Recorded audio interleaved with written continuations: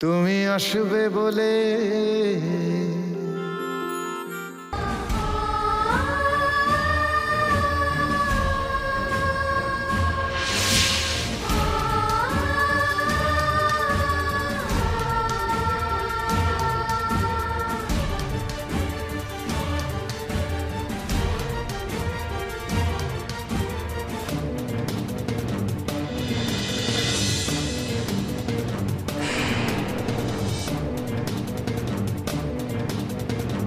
বন্ধ করো এসব।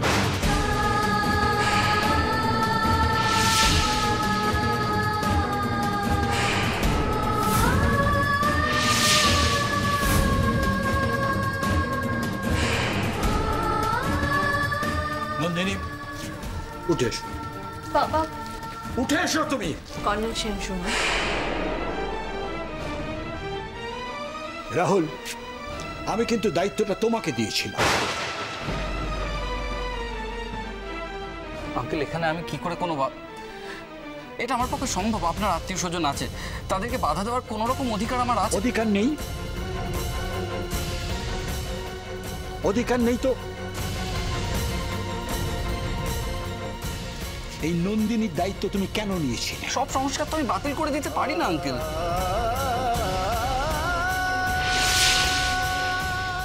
ওদের সেন্টিমেন্ট। আর আমার ছেলে রাহুল, আমার সেন্টিমেন্টের কোনো মূল্য নেই? আমারই তো তাহলে উচিত ছিল নিজের বাড়িতে পুজো পাঠের ব্যবস্থা করা।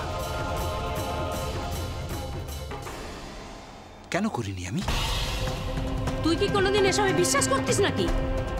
আমার তৃপ্তও করতো না, আমার তৃপ্ত এসব বিশ্বাস করতো না। এ সমস্ত মিথ্যে। আর তোমরা যদি সত্যিই আমার তৃপ্তর আত্মার শান্তি কামনা করো, তাহলে দয়া করে সব বন্ধ করো, এক্ষুনি বন্ধ করো। আমি তৃপ্তর বাবা হয়ে কথা বলছি।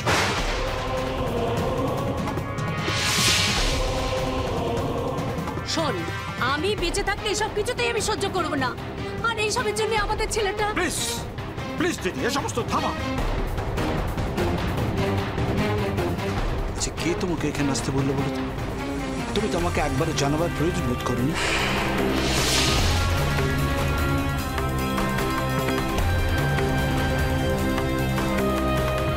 দিদি, কেসটা না তোর দিকে ঘুরে যায়। আমি কি করে জানবো যে তুই জানিস না?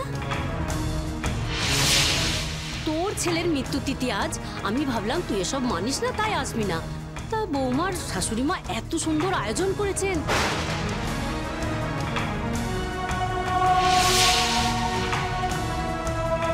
না না, এ আপনি কি বলছেন?